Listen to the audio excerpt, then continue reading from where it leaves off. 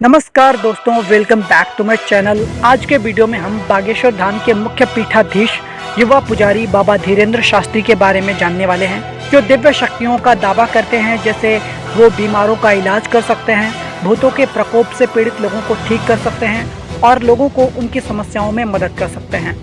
तो आखिर ये धीरेंद्र शास्त्री हैं कौन और क्यों सुर्खियां बटोर रहे हैं, चलिए हम बताते हैं। धीरेंद्र शास्त्री भारत में मध्य प्रदेश के छतरपुर जिले के गढ़ा गांव में भगवान हनुमान को समर्पित एक हिंदू तीर्थ स्थल बागेश्वर धाम सरकार के पीठाधीश मतलब मुख्य पुजारी हैं। उन्हें सोशल मीडिया पर उनके लाखों फॉलोअर्स और उनके समर्थकों के बीच कुछ प्रभावशाली राजनेताओं द्वारा बागेश्वर धाम सरकार या महाराज के रूप में भी जाना जाता है। धीरेंद्र शास्त्री का जन्म 4 जुलाई 1996 को धीरेंद्र कृष्ण गर्ग के रूप में एक गरीब ब्राह्मण परिवार में हुआ था, जहां उनके पिता एक पुजारी के रूप में काम करते थे। उन्होंने बचपन में ही अपने गांव में लोगों को कहानियां सुनाना शुरू कर दिया था और बाद में बीए की पढ़ाई पूरी की।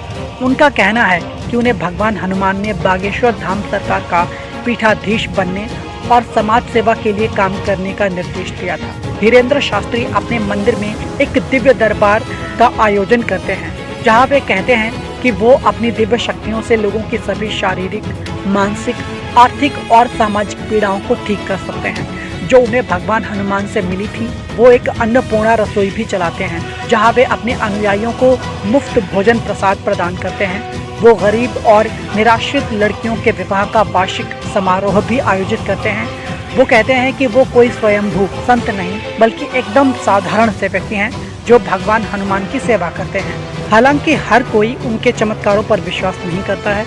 उन पर मेंटलिज्म का उपयोग करके लोगों को ठगने का आरोप लगाया गया है, जो साइकोलॉजिकल ट्रिक्स का उपयोग करके लोगों के विचारों और धारणाओं में हेरफेर करने की एक तकनीक है। उन्हें श्याम मानव नाम के एक रैशनलिस्ट मतलब तर्कवादी ने चैलेंज दिया, जिसने धीरेंद्र शास्त्री जी को उसके द्वारा चुने गए 10 लोगों के दिमाग को सही ढंग से पढ़ने के लिए 30 लाख मतलब $36,500 देने की पेशकश की थी। चैलेंज तब दिया गया था जब धीरेंद्र शास्त्री महाराष्ट्र के नागपुर में एक शिविर आयोजित कर रहे थे, लेकिन उन्होंने चुनौती को पूरी किए बिना शहर छोड़ दिया, जिसके बारे में कुछ ने कहा कि वो नागपुर से भाग गए थे। बाद में उन्होंने कहा कि वो चुनौती लेने के लिए तैयार हैं, लेकिन महाराष्ट्र में नहीं, और इसके बजाय छत्तीसगढ़ को एक कॉमन और न्यूट्रल प्लेस के रूप में प्रस्तावित किया। धीरेंद्र शास्त्री ने चैलेंज से भागने से इनकार किया है और कहा है कि वो इसे लेने के लिए तैयार हैं, लेकिन महाराष्ट्र में नहीं, जहां श्याम मानव रहते हैं। चुनौती को अभी तक पूरा नहीं किया गया है, लेकिन इसने मीडिया पर बहुत अधिक अटेंशन और कंट्रोवर्सी उत्पन्न की है। उन पर अपने फायदे के लिए लोगों की आस्था और भावनाओं का फायदा उठाने का भी आरोप लगाया गया है। कुछ लोगों ने दैवीय शक्तियों और उपचार क्षमताओं के होने के उनके दावों पर भी सवाल उठाया है। उन्हें मध्य प्रदेश पुलिस द्वारा वाई सिक्योरिटी प्रदान की गई है, जिसका अर्थ है कि उन्हें हर समय 11 सशस्त्र जवानों की सिक्योरिटी प्रदान की जाएगी। इसने कुछ विरोधियों से आलोचना को जन्म दिया है, जिन्होंने एक स्वयंभू तांत्रिक के लिए ऐसी सुरक्षा की आवश्यकता पर सवाल उठाया है। कुछ ने यह भी आरोप लगाया है कि उनके राजनीतिक संबंध और प्रभाव हैं, जिससे उन्हें सिक्योरिटी कवर प्राप्त करने में मदद मिली। वो धर्म परिवर्तन और अंतर धार्मिक शादियों पर अपने विचारों को लेकर सुर्खियां बटोरते रहते हैं, जिसका वे कड़ा विरोध करते हैं। उन्होंने एक हिंदू राष्ट्र की वकालत की है और कहा है कि वो अपने क्षेत्र में हिंदू धर्म के बाहर किसी भी धर्मांतरण या शादी की अनुमति नहीं देंगे।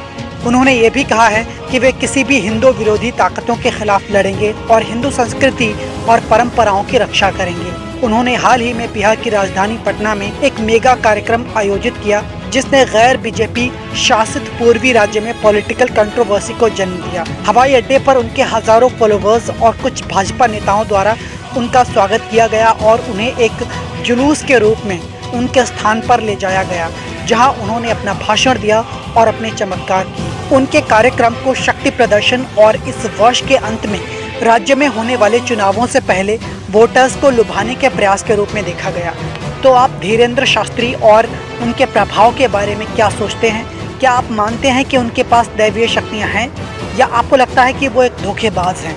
मुझे नीचे कमेंट में बताएं, और अगर आपको ये वीडियो पसंद आया है तो कृपया इसे लाइक करें और इस तरह के और वीडियोस देखने के लिए हमारे चैनल को सब्सक्राइब करें। Thanks for watching. मिलते हैं अगले वीडियो में।